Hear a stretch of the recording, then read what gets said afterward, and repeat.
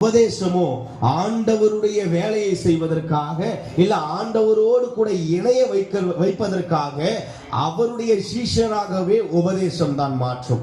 இப்போ நம்ம அந்த உபதேசத்துல ஒரு காரியத்தை தான் பார்க்க போகிறோம். என்னன்னா, ஆண்டவரிடத்திலே அன்பு கூற வேண்டும்.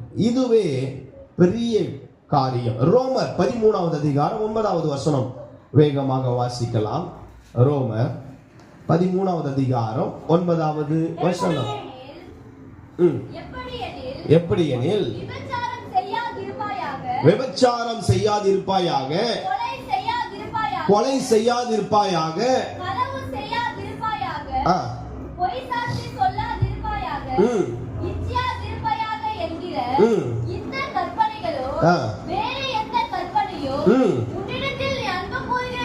உன்னிடத்தில் நீ அன்பு கூறுகிறது போல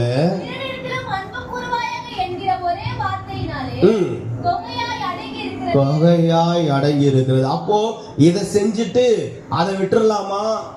அப்போ விபச்சாரம் செஞ்சிடலாமா, கொலை செய்யலாமா, களவு செய்யலாமா, பொய் சாட்சி சொல்லலாமான்னு கேட்டீங்கன்னா இதை செய்யறவன் அதை செய்ய மாட்டான்.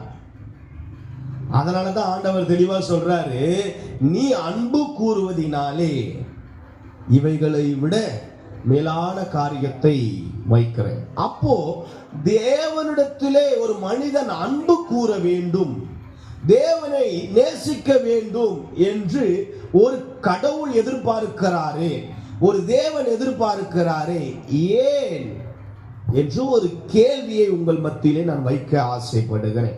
தேவனிடத்தில் இன்னைக்கு நம்ம பார்க்க போகிற சப்ஜெக்ட் என்னன்னா, தேவனிடத்திலே அன்பு கூறாமல் போனால் என்ன விளைவுகள் ஏற்படும், தேவனிடத்திலே அன்பு கூர்ந்தால் என்ன ஆசீர்வாதம் கிடைக்கும் அப்படின்றதான் பார்க்க போறோம். அதுக்கு முன்னாடி இதெல்லாம் நம்ம கிளியரா ஆயிடணும். நான் தேவனிடத்துல என்னையா அன்பு கூறுவது? நான் மைக்க பிடிச்சிட்டு இயேசுவை நான் நேசிக்கிறேன், இயேசுவை நேசிக்கிறேன், நான் உண்மை நேசிக்கிறேன் அப்படின்னு சொல்றது அன்பு கூறுவதா? இல்ல நான் அன்பு கூறுவேன் இன்னும் அதிகமாய் பண்ண அன்பு கூறுவதா? அப்ப எது அன்பு கூறுவது? தேவனிடத்திலே நான் அன்பு கூறுவதுன்னு சொல்றது அன்பு கூறுவதா? இல்ல அவர் எதிர்பார்க்கிறது எது அன்பு கூறுவது?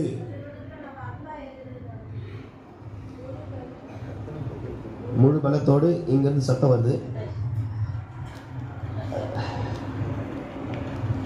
தேவனிடத்திலே அன்பு கூறுவது எது அப்படின்றத அழகா பைபிள் நமக்கு சொல்லுது பாருங்க.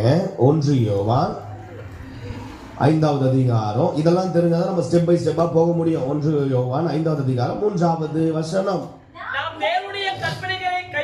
நான் தேவனுடைய கற்பனைகளை